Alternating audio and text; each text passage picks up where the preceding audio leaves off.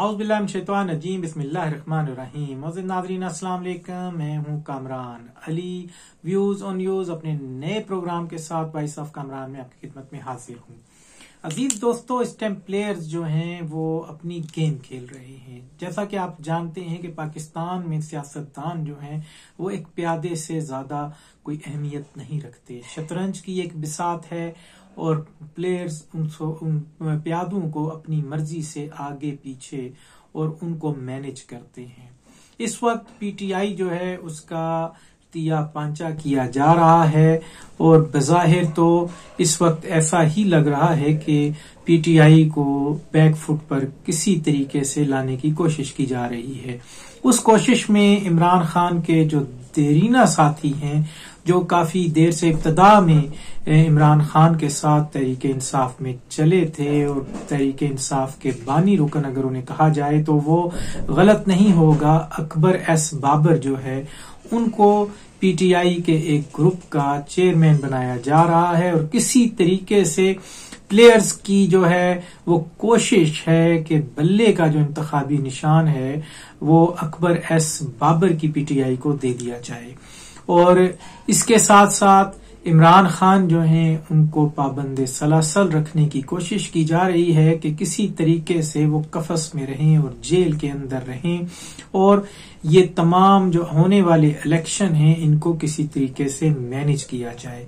नवाज शरीफ हैं वो ये चाहते हैं कि उनको पूरा मैदान खाली मिले और नून लीग को 1/3 अक्सरियत दी जाए।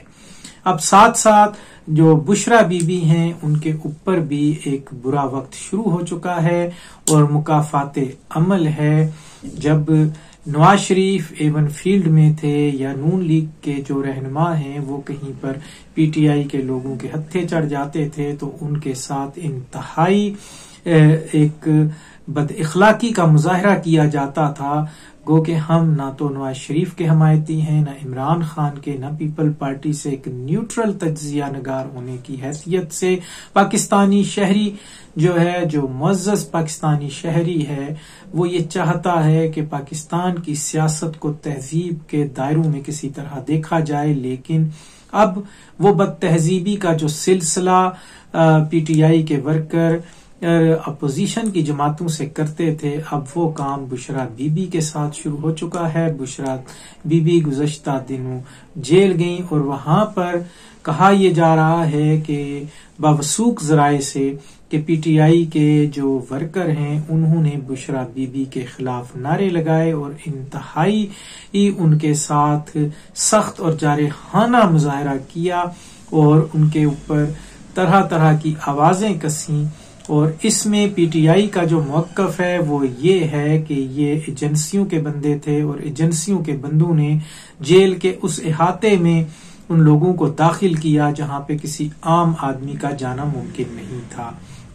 अब अजीज दोस्तों,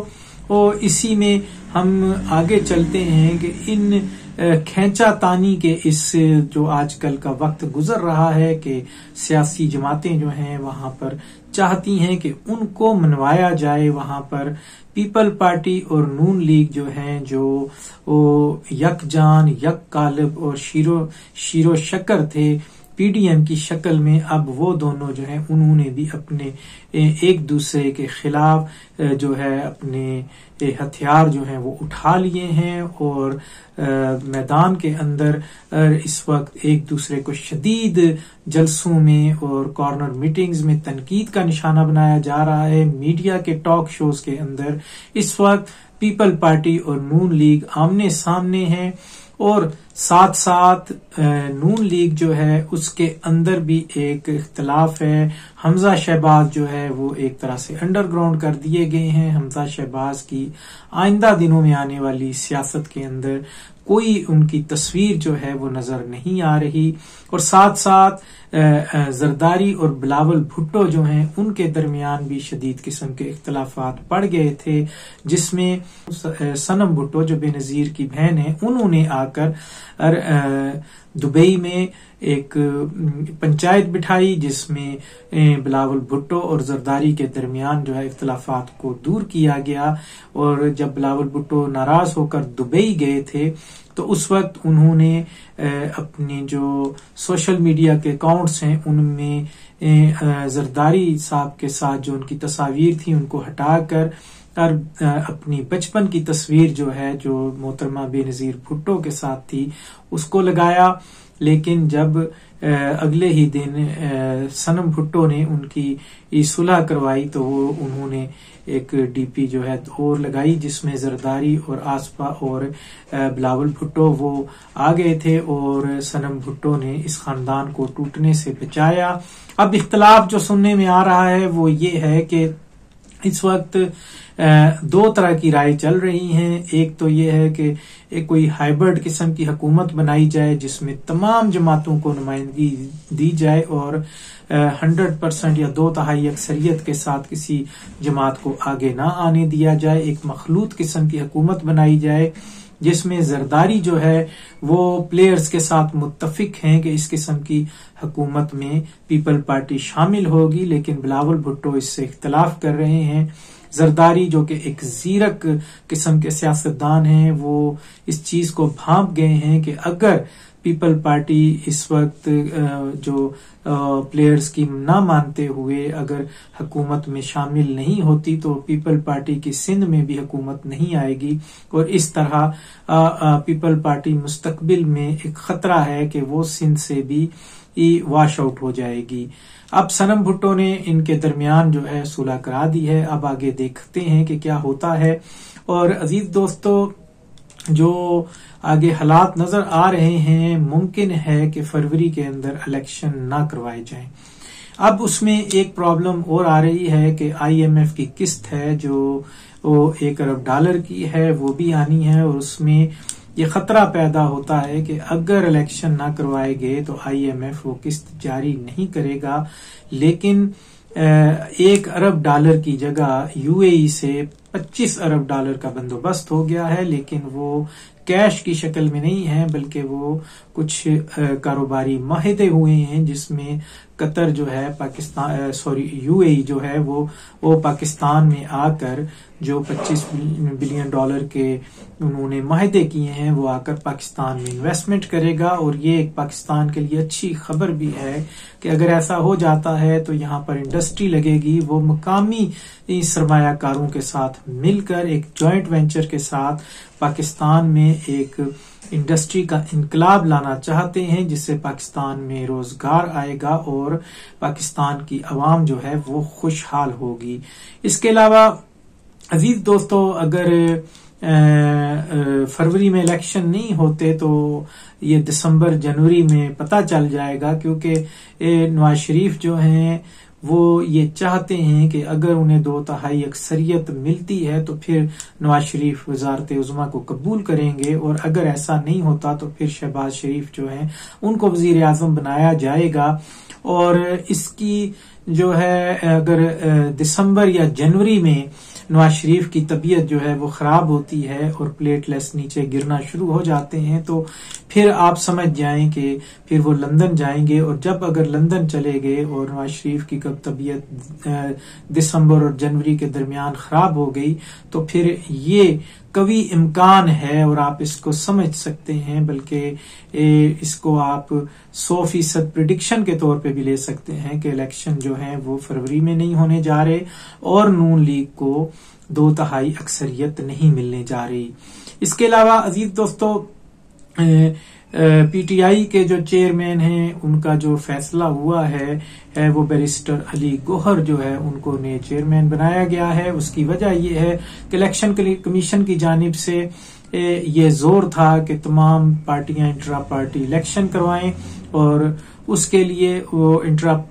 پارٹی الیکشن کے اندر اپنے چیئرمین کا انتخاب کریں یا اپنے سربراہ کا انتخاب کریں، وہ الیکشن کمیشن میں پیپر جمع کروائیں. اس کی تاریخ گزرتی جا رہی تھی اور اس دوران جو ہے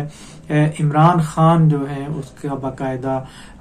جو ان کے وکیل ہیں مروت صاحب وہ اور وہاں پر بیرسٹر علی گوہر بھی موجود تھے. وہاں پر